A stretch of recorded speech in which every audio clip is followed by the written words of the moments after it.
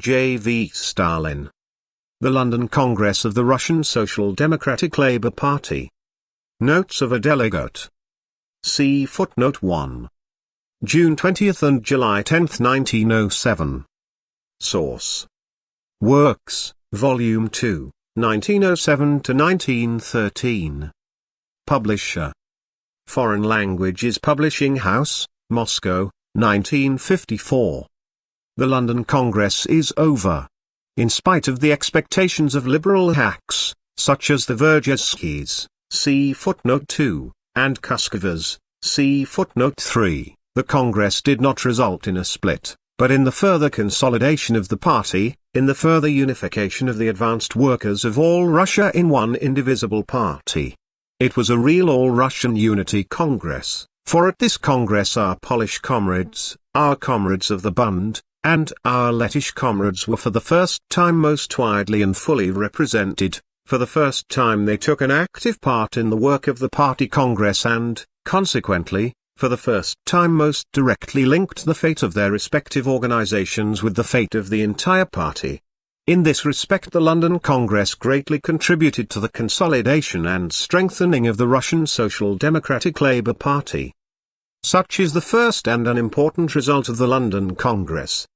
But the importance of the London Congress is not confined to this. The point is that, in spite of the wishes of the liberal hacks we have referred to, the Congress ended in the victory of Bolshevism, in the victory of revolutionary social democracy over the opportunist wing of our party, over Menshevism. Everybody, of course, is aware of the disagreements among us on the role of the different classes and parties in our revolution and of our attitude towards them.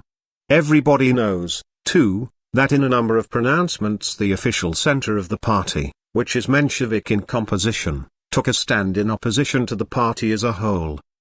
Recall, for example, the case of the Central Committee's slogan of a responsible cadet ministry, which the party rejected in the period of the First Duma. The case of the same Central Committee's slogan of resumption of the session of the Duma after the First Duma was dispersed, which was also rejected by the party, and the case of the Central Committee's well-known call for a general strike in connection with the dispersion of the First Duma, which was also rejected by the party. It was necessary to put an end to that abnormal situation. And to do this it was necessary to sum up the actual victories the party had achieved over the opportunist Central Committee, the victories which fill the history of our party's internal development during the whole of the past year. And so the London Congress summed up all these victories of revolutionary social democracy and sealed the victory by adopting the tactics of that section of social democracy. Consequently, the party will henceforth pursue the strictly class policy of the socialist proletariat. The red flag of the proletariat will no longer be hauled down before the spellbinders of liberalism. A mortal blow has been struck at the vacillation characteristic of intellectuals, which is unbecoming to the proletariat. Such is the second and no less important result of the London Congress of our party. The actual unification of the advanced workers of all Russia into a single all-Russian party under the banner of revolutionary social democracy, that is the significance of the London Congress, that is its general character. We shall now pass to a more detailed characterization of the Congress. 1. The composition of the Congress. In all about 330 delegates were present at the Congress.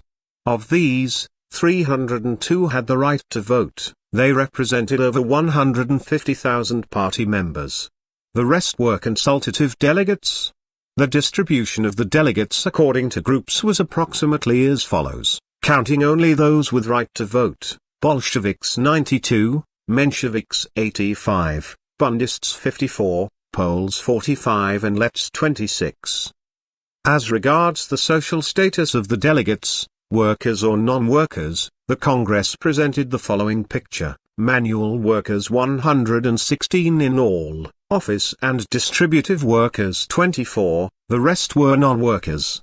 The manual workers were distributed among the different groups as follows: Bolshevik group 38, 36%, Menshevik group 30, 31%, Poles 27, 61%, Lets 12, 40%, and Bundists 9–15%. Professional revolutionaries were distributed among the groups as follows: Bolshevik group 18–17%, Menshevik group 22–22%, Poles 5–11%, Lets 2–6%, Bundists 9–15%. We were all amazed by these statistics. How is this? The Mensheviks had shouted so much about our party consisting of intellectuals. Day and night they had been denouncing the Bolsheviks as intellectuals, they had threatened to drive all the intellectuals out of the party and had all the time been reviling the professional revolutionaries, and suddenly it turned out that they had far fewer workers in their group than the Bolshevik intellectuals had. It turned out that they had far more professional revolutionaries than the Bolsheviks. But we explained the Menshevik shouts by the proverb, "The tongue ever turns to the aching tooth." Still more interesting are the figures of the composition of the Congress showing the territorial distribution of the delegates. It turned out that the large groups of Menshevik delegates came mainly from the peasant and handicraft districts: Guria, 9 delegates, Tiflis, 10 delegates, Little Russian Peasant Organization Spilka, I think 12 delegates, the Bund, the overwhelming majority were Mensheviks, and, by way of exception, the Donets Basin, 7 delegates. On the other hand, the large groups of Bolshevik delegates came exclusively from the large-scale industry districts: St. Petersburg, 12 delegates, Moscow, 13 or 14 delegates, the Urals, 21 delegates, Ivanovo-Voznensk, 11 delegates, Poland, 45 delegates. Obviously, the tactics of the Bolsheviks are the tactics of the proletarians in big industry, the tactics of those areas where class contradictions are especially clear and the class struggle especially acute. Bolshevism is the tactics of the real proletarians. On the other hand, it is no less obvious that the tactics of the Mensheviks are primarily the tactics of the handicraft workers and the peasant semi-proletarians, the tactics of those areas where class contradictions are not quite clear and the class struggle is masked. Menshevism is the tactics of the semi-bourgeois elements among the proletariat. So say the figures. And this is not difficult to understand. It is impossible to talk seriously among the workers of Lodz, Moscow or Ivanovo-Voznensk about blocks with the very same liberal bourgeoisie whose members are waging a fierce struggle against them and who, every now and again, punish them with partial dismissals and mass lockouts. The Menshevism will find no sympathy, the Bolshevism, the tactics of uncompromising proletarian class struggle, is needed. On the other hand, it is extremely difficult to inculcate the idea of the class struggle among the peasants of Guria or say, the handicraftsmen of Shklov, who do not feel the sharp and systematic blows of the class struggle and, therefore, readily agree to all sorts of agreements against the common enemy. The Bolshevism is not yet needed, the Menshevism is needed, for an atmosphere of agreements and compromises pervades everything. No less interesting is the national composition of the Congress. The figures showed that the majority of the Menshevik group were Jews, not counting the Bundists, of course, then came Georgians and then Russians. On the other hand, the overwhelming majority of the Bolshevik group were Russians, then came Jews, not counting Poles and Lets, of course, then Georgians, etc. In this connection one of the Bolsheviks, I think it was Comrade Alexinsky, see footnote 4, observed in jest that the Mensheviks constituted a Jewish group while the Bolsheviks constituted a true Russian group and, therefore, it wouldn't be a bad idea for us Bolsheviks to organize a pogrom in the party. It is not difficult to explain this composition of the different groups. The main centers of Bolshevism are the areas of large-scale industry, purely Russian districts with the exception of Poland, whereas the Menshevik districts are districts with small production and, at the same time, Jewish, Georgian, etc. districts. As regards the different trends revealed at the Congress, it must be noted that the formal division of the Congress into 5 groups, Bolsheviks, Mensheviks, Poles, etc., retained a certain validity, inconsiderable it is true, only up to the discussion on questions of principle, the question of the non-proletarian parties, the Labour Congress, etc.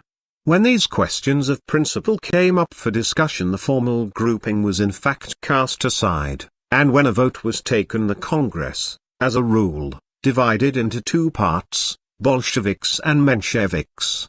There was no so-called center, or marsh, at the Congress. Trotsky proved to be pretty but useless. All the polls definitely sided with the Bolsheviks. The overwhelming majority of the Lets also definitely supported the Bolsheviks. The Bund, the overwhelming majority of whose delegates in fact always supported the Mensheviks, formally pursued an extremely ambiguous policy, which, on the one hand, raised a smile, and on the other, caused irritation. Comrade Rosa Luxemburg aptly characterized the policy of the Bund when she said that the Bund's policy was not the policy of a mature political organization that influenced the masses, but the policy of shopkeepers who are eternally looking forward to, and hopefully expecting, a drop in the price of sugar tomorrow.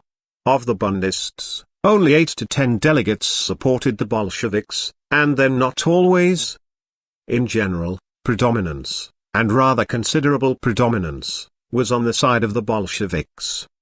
Thus, the Congress was a Bolshevik Congress, although not sharply Bolshevik. Of the Menshevik resolutions, only the one on guerrilla actions was carried, and that by sheer accident. On that point the Bolsheviks did not accept battle, or rather, they did not wish to fight the issue to a conclusion, purely out of the desire to give the Menshevik comrades at least one opportunity to rejoice. 2. The Agenda Report of the Central Committee. Report of the Group in the Duma. As regards political trends at the Congress, its proceedings can be divided up into two parts. First part, debates on formal questions, such as the agenda of the Congress, the reports of the Central Committee and report of the Group in the Duma, i.e., questions of profound political significance, but linked, or being linked, with the honor of this or that group, with the idea not to offend this or that group, not to cause a split, and for that reason called formal questions. This part of the Congress was the most stormy, and absorbed the largest amount of time. This was due to the fact that considerations of principle were forced into the background by moral considerations, not to offend, and, consequently, no strictly defined groups were formed. It was impossible to tell at once who would win, and in the hope of winning over the neutral and polite, the groups plunged into a furious struggle for predominance. Second part, discussion on questions of principle, such as the question of the non-proletarian parties, the Labour Congress, etc. Here moral considerations were absent. Definite groups were formed in conformity with strictly defined trends of principle, the relation of forces between the groups was revealed at once, and for that reason this part of the Congress was the calmest and most fruitful, clear proof that keeping to principle in discussion gives the best guarantee that the proceedings of a Congress will be calm and fruitful. We shall now pass to a brief characterization of the first part of the Congress proceedings. After a speech by Comrade Plekhanov, who opened the Congress and in his speech urged the necessity of agreements as occasion arises with the progressive elements of bourgeois society, the Congress elected a presidium of 5, 1 from each group, elected a credentials committee and then proceeded to draw up the agenda. It is characteristic that at this Congress, just as they did at last year's Unity Congress, the Mensheviks furiously opposed the Bolsheviks' proposal to include in the agenda the questions of the present situation and of the class tasks of the proletariat in our revolution. Is the revolutionary tide rising or subsiding, and, accordingly, should we liquidate the revolution or carry it through to the end? What are the proletariat's class tasks in our revolution which sharply distinguish it from the other classes in Russian society? Such are the questions which the Menshevik comrades are afraid of.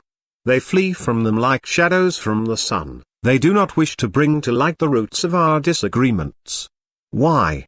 Because the Menshevik group itself is split by profound disagreements on these questions, because Menshevism is not an integral trend, Menshevism is a medley of trends, which are imperceptible during the factional struggle against Bolshevism but which spring to the surface as soon as current questions and our tactics are discussed from the point of view of principle. The Mensheviks do not wish to expose this inherent weakness of their group. The Bolsheviks were aware of this, and in order to keep the discussions closer to principles, insisted on the inclusion of the above-mentioned questions in the agenda.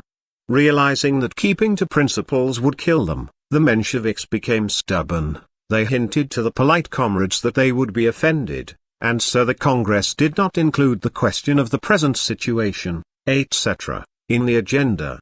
In the end, the following agenda was adopted: report of the Central Committee, report of the group in the Duma, attitude towards the non-proletarian parties, the Duma, the Labour Congress, the trade unions, guerrilla actions, crises, lockouts and unemployment, the International Congress at Stuttgart, see footnote 5, and organizational questions. The chief speakers on the report of the Central Committee were Comrade Martov, for the Mensheviks, and Comrade Radovoy, see footnote 6, for the Bolsheviks. Strictly speaking, Martov's report was not a serious elucidation of facts, but a sentimental story about how the innocent Central Committee set to work to guide the party and then the group in the Duma, and how the awful Bolsheviks hindered it in its work by pestering it with their principles. Martov justified the Central Committee's slogans of a responsible cadet ministry, resumption of the session of the Duma, etc., etc., which the party subsequently rejected, on the plea that the situation was indefinite and that it was impossible to advance different slogans in a period of lull. And he justified the Central Committee's misguided call for a general strike, and later for partial actions immediately after the dispersion of the First Duma, also on the plea that the situation was indefinite and that it was impossible to define precisely the mood of the masses. He spoke very little about the part the Central Committee played in the split in the St. Petersburg organization. See footnote 7, but he spoke too much about the Conference of Military and Combat Organizations that was convened on the initiative of a certain group of Bolsheviks, and which, in Martov's opinion, caused disruption and anarchy in the party organizations. At the end of his report, Martov called upon the Congress to bear in mind the difficulties connected with the work of guiding the party in view of the exceptionally complicated and confused situation, and asked it not to be severe in its criticism of the Central Committee. Evidently, Martov himself realized that the Central Committee had grave sins to answer for. Comrade Radovoy's report was of an entirely different character. He expressed the opinion that it was the duty of the Central Committee of the party, 1, to defend and carry out the party program, 2, to carry out the tactical directives given it by the party Congress, 3, to safeguard the integrity of the party, and 4, to coordinate the positive activities of the party. The Central Committee had not carried out any one of these duties. Instead of defending and carrying out the party program, the Central Committee, in connection with the well-known agrarian appeal of the First Duma, see footnote 8, instructed the Social Democratic group in the Duma, with a view to ensuring the unity of the opposition and winning over the cadets, not to try to secure the inclusion in the Duma's appeal of the well-known point of our agrarian program on the confiscation of all landlords' land, but to confine itself to a simple statement about alienating the land without saying whether compensation should be paid or not. Just think of it. The Central Committee issued instructions to throw out the extremely important point in the party program on the confiscation of the land. The Central Committee violated the party program. The Central Committee as the violator of the program. Can you imagine anything more disgraceful? To proceed. Instead of carrying out at least the directives of the Unity Congress, instead of systematically intensifying the struggle between the parties in the Duma with the object of introducing greater political consciousness in the class struggle outside the Duma, instead of pursuing the strictly class-independent policy of the proletariat, the Central Committee issued the slogans of a responsible cadet ministry, resumption of the session of the Duma, for the Duma against the Camarilla, etc., etc., slogans which obscured the struggle of the party in the Duma, glossed over the class antagonisms outside the Duma, obliterated all distinction between the militant policy of the proletariat and the compromising policy of the liberal bourgeoisie, and adapted the former to the latter. And when Comrade Plekhanov, a member of the editorial board of the central organ and, consequently, of the Central Committee, went even further on the road of compromise with the cadets and proposed that the party should enter into a bloc with the liberal bourgeoisie, abandoning the slogan of a constituent assembly and issuing the slogan acceptable to the liberal bourgeoisie of a sovereign Duma, the Central Committee, far from protesting against Comrade Plekhanov's sally which disgraced the party, even agreed with it, although it did not dare to express its agreement officially. That is how the Central Committee of the party violated the elementary requirements of the independent class policy of the proletariat and the decisions of the Unity Congress.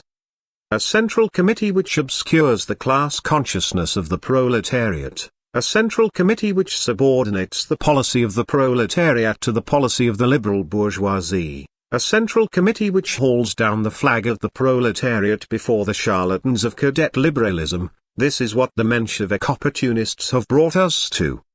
We shall not dilate on the fact that far from safeguarding the unity and discipline of the party, the Central Committee systematically violated them by taking the initiative in splitting the St. Petersburg organization.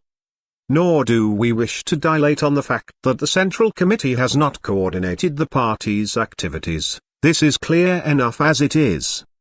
How is all this, all these mistakes of the Central Committee, to be explained? Not, of course, by the fact that there were awful people in the Central Committee, but by the fact that Menshevism, which then predominated in the Central Committee, is incapable of guiding the party, is utterly bankrupt as a political trend. From this point of view, the entire history of the Central Committee is the history of the failure of Menshevism.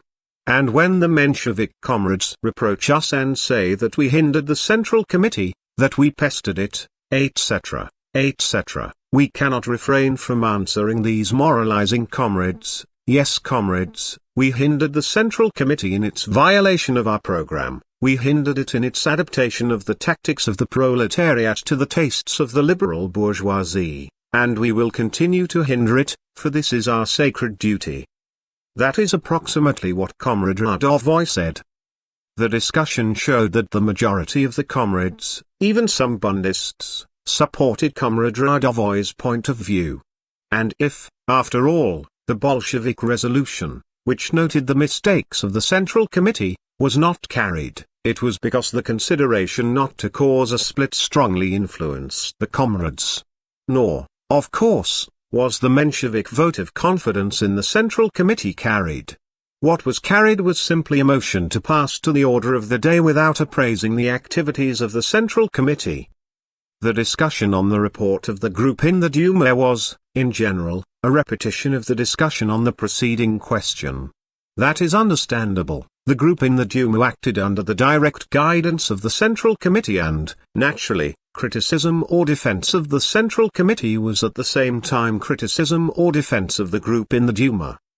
Of interest were the remarks of Comrade Alexinsky, the second reporter, the first reporter being Comrade Sreetly, to the effect that the slogan of the group in the Duma, the majority of which was Menshevik, the slogan of unity of the opposition in the Duma, of not splitting the opposition and of the need to march with the cadets, this Menshevik slogan went completely bankrupt in the Duma, as Comrade Alexinsky put it, because on the most important questions, such as the budget, the army, etc., the cadets sided with Stolypin, and the Menshevik Social Democrats were obliged to fight hand in hand with the peasant deputies against the government and the cadets.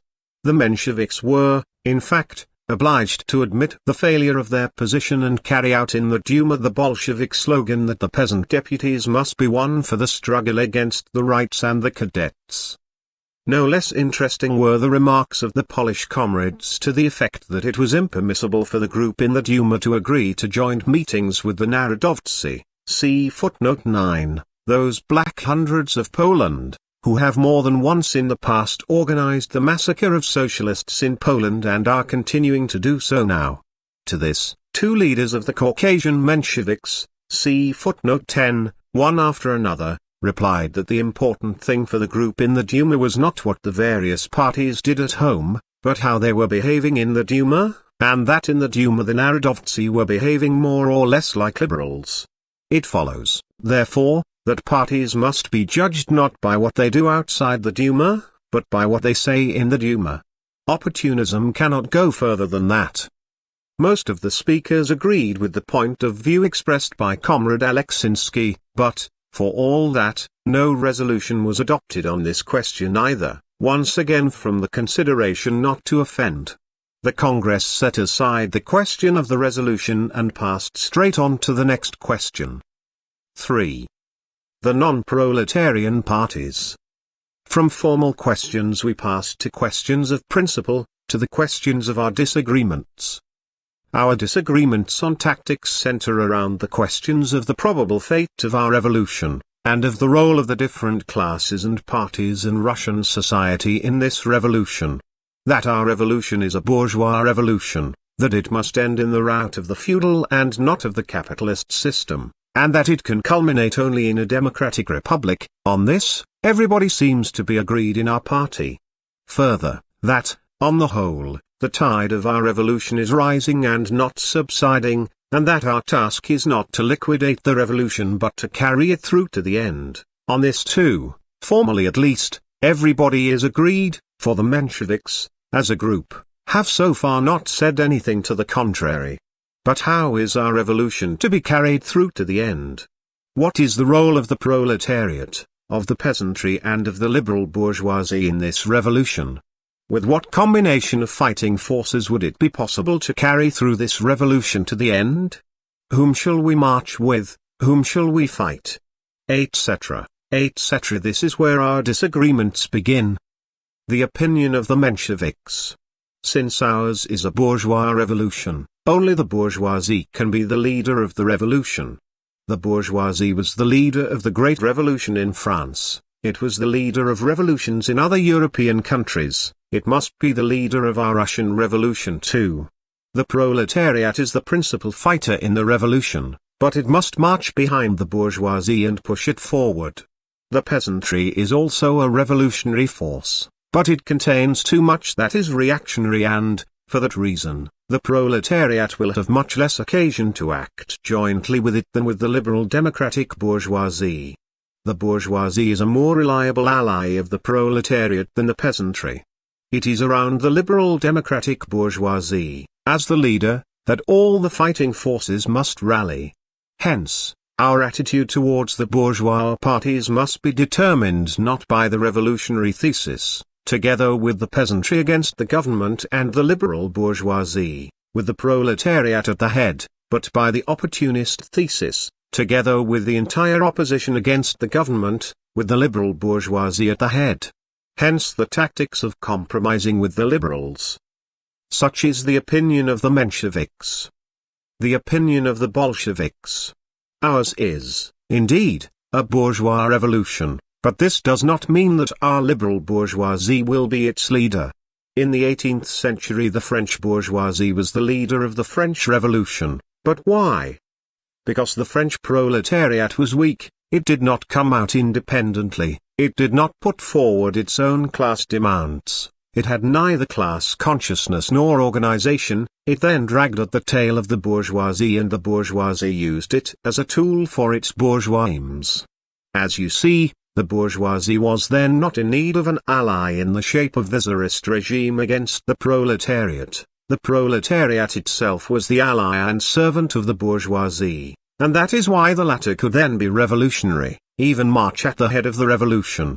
Something entirely different is observed here in Russia. The Russian proletariat can by no means be called weak, for several years already it has been acting quite independently, putting forward its own class demands. It is sufficiently armed with class consciousness to understand its own interests. It is united in its own party is the strongest party in Russia, with its own program and principles of tactics and organization. Led by this party, it has already won a number of brilliant victories over the bourgeoisie. Under these circumstances, can our proletariat be satisfied with the role of tail of the liberal bourgeoisie, the role of a miserable tool in the hands of this bourgeoisie? Must it march behind this bourgeoisie and make it its leader? Can it be anything else than the leader of the revolution? And see what is going on in the camp of our liberal bourgeoisie. Our bourgeoisie is terrified by the revolutionary spirit of the proletariat. Instead of marching at the head of the revolution, it rushes into the embrace of the counter-revolution and enters into an alliance with it against the proletariat. Its party, the Cadet Party, openly, before the eyes of the whole world, enters into an agreement with Stolypin, votes for the budget and the army for the benefit of Tsarism and against the People's Revolution. Is it not clear that the Russian liberal bourgeoisie is an anti-revolutionary force against which the most relentless war must be waged? And was not Comrade Kautsky right when he said that where the proletariat comes out independently, the bourgeoisie ceases to be revolutionary? Thus, the Russian liberal bourgeoisie is anti-revolutionary. It cannot be the driving force of the revolution, and still less can it be its leader. It is the sworn enemy of the revolution, and a persistent struggle must be waged against it.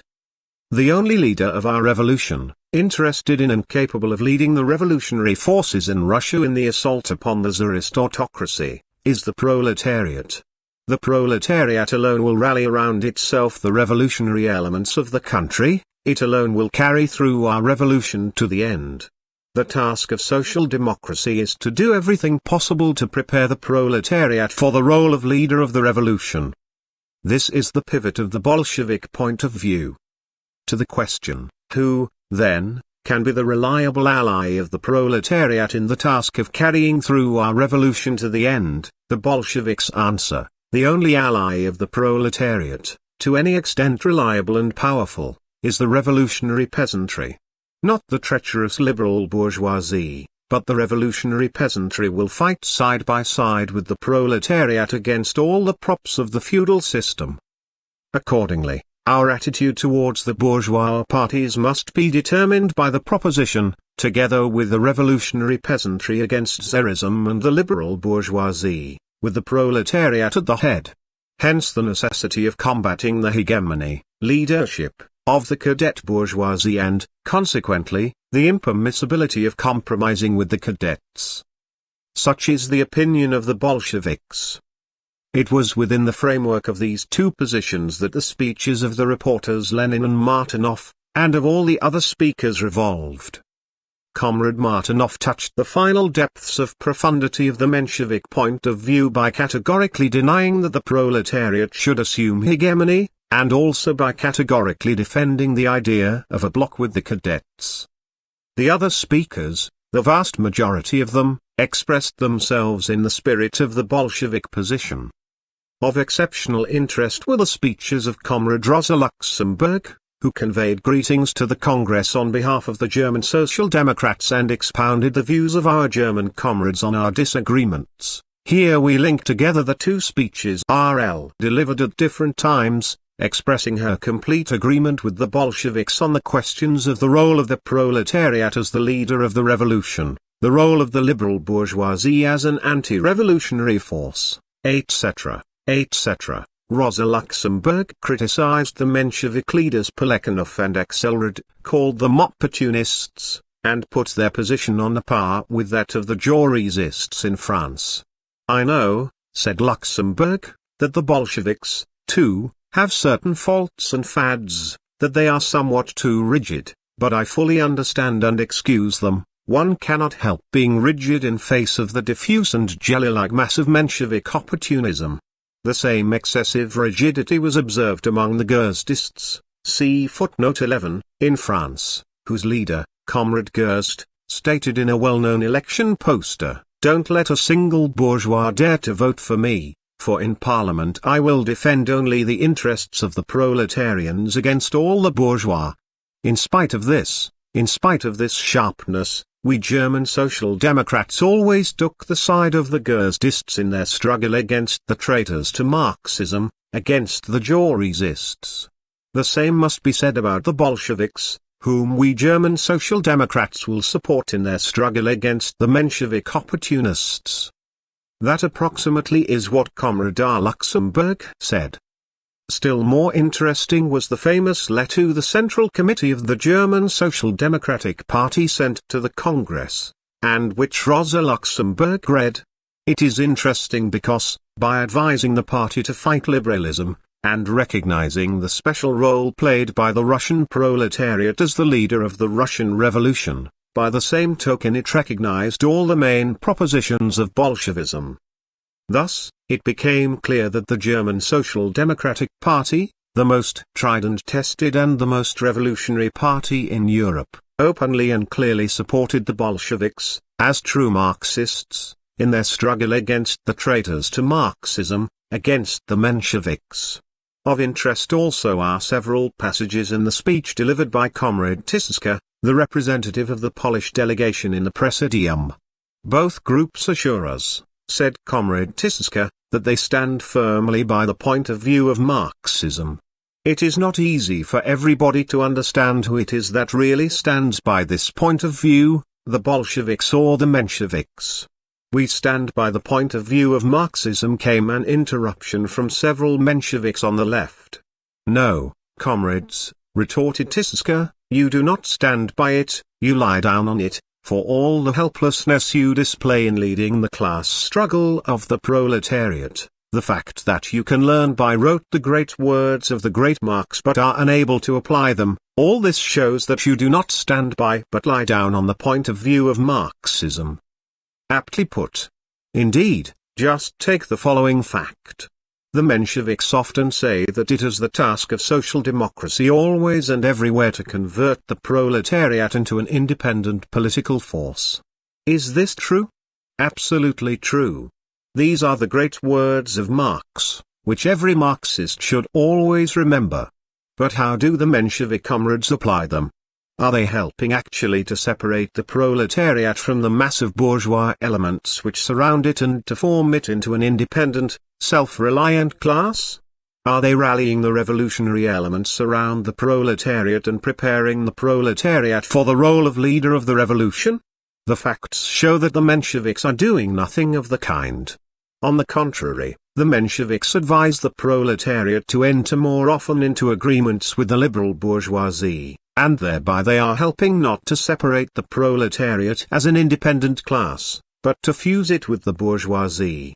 The Mensheviks advise the proletariat to renounce the role of leader of the revolution, to cede that role to the bourgeoisie, to follow the bourgeoisie. Thereby they are helping to convert the proletariat not into an independent political force, but into an appendage of the bourgeoisie. That is to say, the Mensheviks are doing the very opposite of what they should be doing from the standpoint of the correct Marxist proposition. Yes, Comrade Tyszka was right when he said that the Mensheviks do not stand by but lie down on the point of view of Marxism. At the end of the discussion, two draft resolutions were submitted, a Menshevik and a Bolshevik resolution. Of these two, the draft submitted by the Bolsheviks was adopted as a basis by an overwhelming majority of votes. Then came amendments to the draft. About 80 amendments were moved, mainly to 2 points in the draft, on the point concerning the proletariat as the leader of the revolution, and the point on the cadets as an anti-revolutionary force. That was the most interesting part of the discussion, for here the complexions of the different groups were revealed in special relief. The first important amendment was moved by Comrade Martov. He demanded that the words proletariat as the vanguard be substituted for the words proletariat as the leader of the revolution. In support of his amendment he said that the word vanguard expressed the idea more precisely.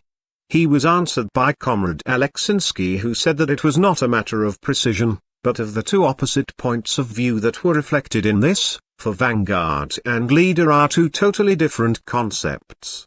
To be the vanguard, the advanced detachment, means fighting in the front ranks, occupying the points most heavily under fire, shedding one's blood, but at the same time being led by others, in this case by the bourgeois democrats. The vanguard never leads the general struggle, the vanguard is always led. On the other hand, to be a leader means not only fighting in the front ranks but also leading the general struggle, directing it towards its goal. We Bolsheviks do not want the proletariat to be led by the bourgeois democrats, we want the proletariat itself to lead the whole struggle of the people and direct it towards the democratic republic. As a result, Martov's amendment was defeated. All the other amendments of a similar nature were also defeated. Another group of amendments was directed against the point about the cadets. The Mensheviks proposed that it be recognized that the cadets have not yet taken the path of counter-revolution. But the Congress refused to accept this proposal and all amendments of that kind were rejected. The Mensheviks further proposed that in certain cases at least technical agreements with the cadets be permitted.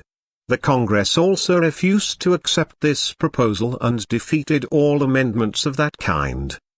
At last the resolution as a whole was voted on and it turned out that 159 votes were cast for the Bolshevik resolution, 104 against, the rest abstaining. The Congress adopted the resolution of the Bolsheviks by a large majority. From that moment, the point of view of the Bolsheviks became the point of view of the party. Furthermore, this vote produced two important results. First, it put an end to the formal and artificial division of the Congress into 5 groups, Bolsheviks, Mensheviks, Poles, Lets and Bundists, and introduced a new division based on principles, Bolsheviks, including here all the Poles and a majority of the Lets, and Mensheviks, including nearly all the Bundists. Second, the vote provided the most precise figures showing how the worker delegates were distributed among the groups. It turned out that in the Bolshevik group there were not 38 but 77 workers, 38 plus 27 Poles plus, see footnote 12, Lets, and that in the Menshevik group there were not 30 workers but 39, 30 plus 9 Bundists. The Menshevik group turned out to be a group of intellectuals. 4. The Labour Congress. Before describing the discussion on the Labour Congress it is necessary to know the history of this question. This is all the more necessary because the Menshevik comrades who have migrated to the editorial offices of bourgeois newspapers are spreading fables about the past and present of this question. See the article A Labour Congress, from the pen of a prominent Menshevik, published in Tovarisht and reprinted in Bakinsky Dine, see footnote 16. The fact of the matter is that this question is extremely confused and unclear.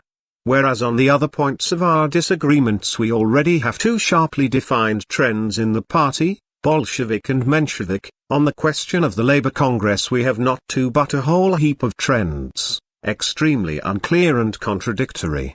True, the Bolsheviks take a united and definite stand, they are opposed to a Labour Congress altogether. But among the Mensheviks utter chaos and confusion reign, they have split up into numerous groups, each one singing its own song and paying no heed to the others. Whereas the St. Petersburg Mensheviks, headed by Axelrod, propose that a Labour Congress be convened for the purpose of forming a party, the Moscow Mensheviks, headed by L, propose that it should be convened not for the purpose of forming a party, but with the object of forming a non-party All-Russian Workers' League.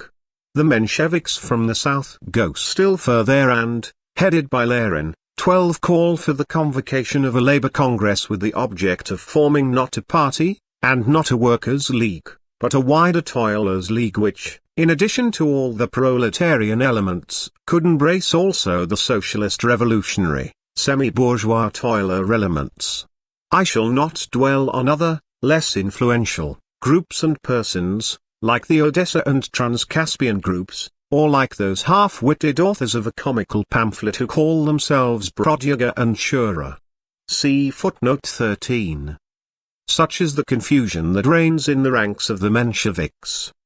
But how is the Labour Congress to be convened? How is it to be organized? In connection with what is it to be convened? Who is to be invited to it? Who is to take the initiative in convening it? The same confusion reigns among the Mensheviks on all these questions as on the question of the object of the Congress. While some of them propose that the election of delegates to the Congress should be made to coincide with the Duma elections and that the Labour Congress be thus organized by unauthorized means, others propose to trust to the government's connivance or, in the last resort, to apply for its permission, while still others advise that the delegates be sent abroad, even if they number 3 or 4,000, and that the Labour Congress be held underground there. While some Mensheviks propose that only definitely formed workers' organizations be allowed to send representatives to the Congress, others advise inviting representatives of the entire organized and unorganized proletariat, which numbers not less than 10 millions. While some Mensheviks propose that the Labour Congress be convened on the initiative of the Social Democratic Party with the participation of intellectuals, others advise that the party and the intellectuals be thrust aside, and that the Congress be convened only on the initiative of the workers themselves, without the participation of any intellectuals. While some Mensheviks insist on a Labour Congress being convened immediately, others propose that it be postponed indefinitely, and that, meanwhile, only agitation in favor of the idea of a Labour Congress be conducted. But what is to be done with the existing Social Democratic Labour Party, which has been leading the proletarian struggle for several years already, which has united 150,000 members in its ranks, which has already held 5 congresses, etc., etc.? Send it to the devil? Or what? In answer to this, all the Mensheviks, from Axelrod to Lenin, declare unanimously that we have no proletarian party. The whole point is that we have no party, said the Mensheviks at the Congress. All we have is an organization of petty bourgeois intellectuals, which must be replaced by a party with the aid of a Labour Congress. That is what Comrade Axelrod, the Menshevik reporter, said at the party Congress. But wait. What does that mean? Does it mean that all the congresses our party has held, from the first, 1898, to the latest, 1907, in the organization of which the Menshevik comrades took a most energetic part, that all the colossal expenditure of proletarian money and effort involved in the organization of these congresses, and for which the Mensheviks are as much responsible as the Bolsheviks, does it mean that all this was mere deception and hypocrisy? Does it mean that all the fighting appeals the party has issued to the proletariat, appeals which the Mensheviks also signed, that all the strikes and insurrections of 1905, 1906 and 1907, which flared up with the party at their head, and often on the party's initiative, that all the victories achieved by the proletariat headed by our party, that the thousands of proletarian victims who fell in the streets of St. Petersburg, Moscow, and elsewhere, who were immured in Siberia and who perished in prison for the sake of the party, and under the banner of the party, that all that was just a farce and a deception. So we have no party? We have only an organization of petty bourgeois intellectuals? Of course, that was a downright lie, an outrageous, brazen lie. That, evidently, explains the boundless indignation which the above-mentioned statement by Axelrod roused among the worker delegates from St. Petersburg and Moscow. They jumped to their feet and energetically answered the reporter Axelrod, "You, who spend your time abroad, are bourgeois, not we. We are workers, and we have our Social Democratic Party, and we will not allow anyone to defame it. But let us suppose that a Labour Congress is held. Let us imagine that it has already been held. The existing Social Democratic Party therefore has been put into the archives, a Labour Congress has been convened in some way or another, and we want to organize at it a League of Workers or Toilers, whatever it may be. Well, what next? What program will this Congress adopt? What will be the complexion of the Labour Congress? Some Mensheviks answer that the Labour Congress could adopt the program of social democracy, with certain deletions, of course, but they at once add that it might not adopt the program of social democracy and that this, in their opinion, would not be particularly harmful to the proletariat. Others answer more emphatically as follows: since our proletariat is strongly imbued with petty bourgeois tendencies, in all probability the Labour Congress will adopt not a social democratic but a petty bourgeois democratic program. At the Labour Congress the proletariat will lose the social democratic program, but instead it will acquire a workers' organization that will unite all the workers in one league. That is what, for example, N. Shrevinin, the head of the Moscow Mensheviks, says, see Problems of Tactics. See footnote 14.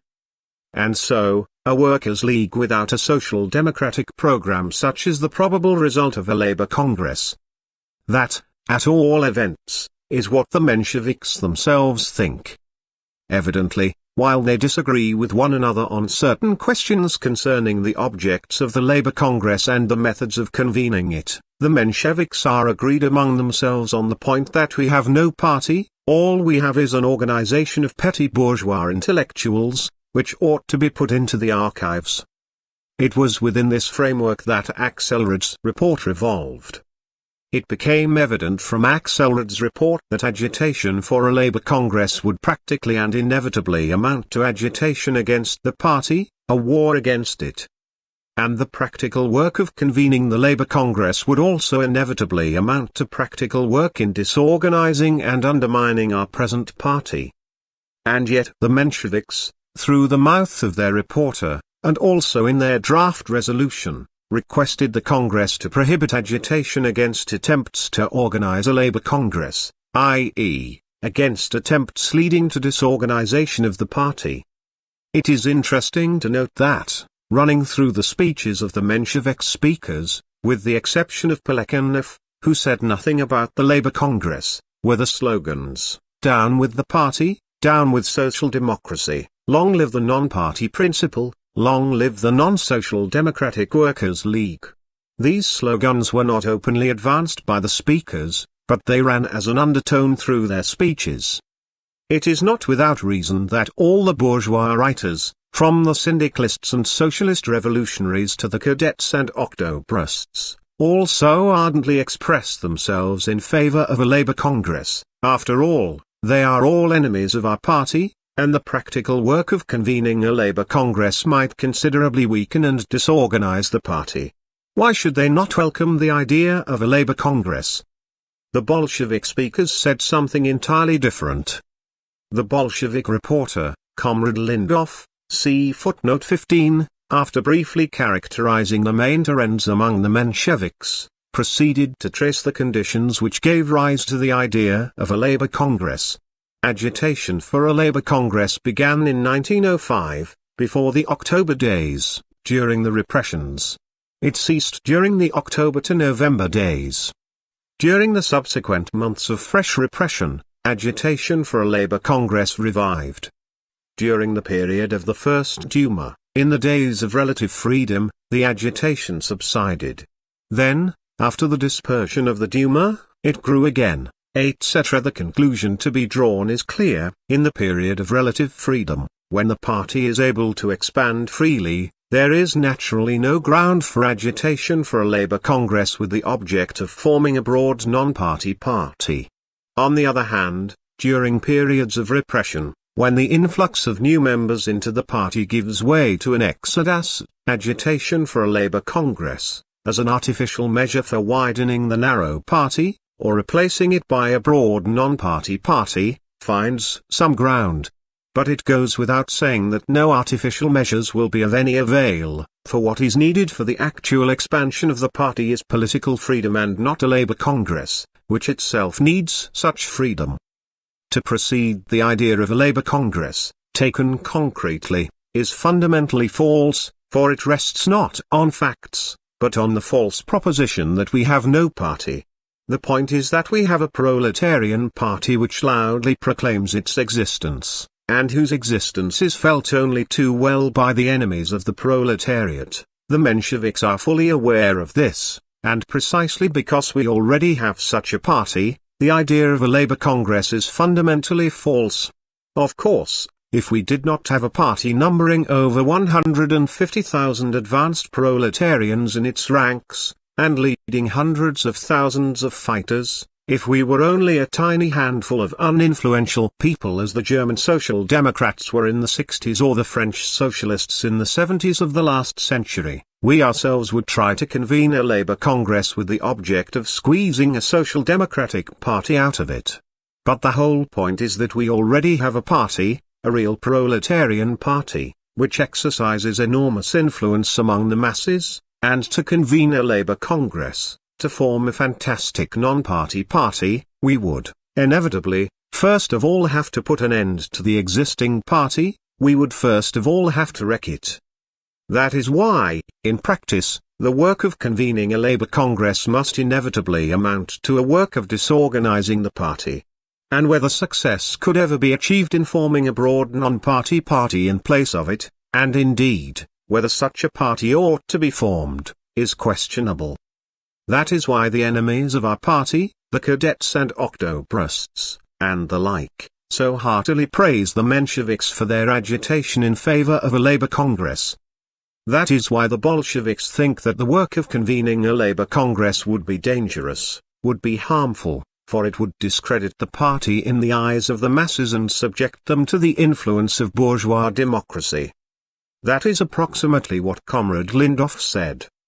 For a Labour Congress and against the Social Democratic Party? Or, for the party and against a Labour Congress? This is how the question stood at the Congress. The Bolshevik worker delegates understood the question at once and vigorously came out in defense of the party. We are party patriots, they said. We love our party, and we shall not allow tired intellectuals to discredit it. It is interesting to note that Comrade Rosa Luxemburg, the representative of German Social Democracy, entirely agreed with the Bolsheviks. We German Social Democrats, she said, cannot understand the comical dismay of the Menshevik comrades who are groping for the masses when the masses themselves are looking for the party and are irresistibly pressing towards it. The discussion showed that the vast majority of the speakers supported the Bolsheviks. At the end of the discussion, two draft resolutions were submitted to a vote, a Bolshevik draft and a Menshevik draft. Of these two, the Bolshevik draft was accepted as a basis. Nearly all amendments on points of principle were rejected. Only one more or less important amendment was accepted, viz., against restricting freedom to discuss the question of a Labour Congress. The resolution as a whole stated that the idea of convening a Labour Congress leads to the disorganization of the party, to the subjection of the broad masses of the workers to the influence of bourgeois democracy, and, as such, is harmful to the proletariat. Moreover, the resolution drew a strict distinction between a Labour Congress and Soviets of workers' deputies and their congresses which, far from disorganizing the party and competing with it, strengthen the party by following its lead and helping it to solve practical problems in periods of revolutionary upsurge. Finally, the resolution as a whole was adopted by a majority of 165 votes against 94. The rest of the delegates abstained from voting. Thus, the Congress rejected the idea of a Labour Congress as harmful and anti-party. The voting on this question revealed to us the following important fact. Of the 114 worker delegates who took part in the voting, only 25 voted for a Labour Congress. The rest voted against it. Expressed in percentages, 22% of the worker delegates voted for a Labour Congress, while 78% voted against it. What is particularly important is that of the 94 delegates who voted for a Labour Congress, only 26% were workers and 74% were intellectuals. And yet the Mensheviks shouted all the time that the idea of a Labour Congress was a workers' idea, that it was only the Bolshevik intellectuals who were opposing the convocation of a Congress, etc. Judging by this vote, one should rather admit that, on the contrary, the idea of a Labour Congress is the idea of intellectual dreamers. Apparently, even the Menshevik workers did not vote for the Labour Congress. Of the 39 worker delegates, 30 Mensheviks plus 9 Bundists, only 24 voted for a Labour Congress. Baku, 1907. Bakinsky Proletary, Numbers 1 and 2, June 20 and July 10, 1907. Notes. 1. The article "The London Congress of the RSDLP, Notes of a Delegate," was not finished. Its completion was prevented by the intensified police shadowing of J.V. Stalin in the latter half of 1907 and his subsequent arrest. 2. Avergesky, the nom de plume of Avtikova, she was a contributor to the cadet newspaper Reach. 3. E.D. Kuskova, one of the authors of the program of the economists known as the Credo. In 1906–7 she is a contributor to semi-cadet and semi-Menshevik newspapers and journals. 4. Geo Alexinsky, a member of the Bolshevik section of the Social Democratic Group in the Second State Duma. After the London Congress of the RSDLP he advocated the tactics of boycotting the Third State Duma. Subsequently, he left the Bolshevik Party. After the October Socialist Revolution he became a white émigré. 5. The question of the Stuttgart International Socialist Congress, the 7th Congress of the Second International, was originally included in the agenda of the London Congress of the RSDLP but was subsequently withdrawn by the Congress. The Stuttgart Congress took place in August 5–11, 18–24, 1907. The Bolsheviks were represented by V.I. Lenin, A.V. Lunacharsky, M.M. Litvinov and others. 6. Radovoy, rank and file, the pseudonym of A. Malinovsky, better known as Bogdanov. He also used the pseudonym of Maximov, joined the Bolsheviks in 1903, but left the Bolshevik Party after the London Congress of the RSDLP, see Note 80 in this volume. Died in 1928. 7. Concerning the split in the St. Petersburg organization, see J.V. Stalin's article The Election Campaign in St. Petersburg and the Mensheviks, see pages 14–20 of this volume. 8. Draft appeal on the land question in the name of the State Duma that was drawn up by the cadets and published on July 5, 1906. In answer to the government's announcement of June 20, 1906, concerning peasant land ownership. The cadets urged the peasants to take no action until the Duma had finally drafted the land law.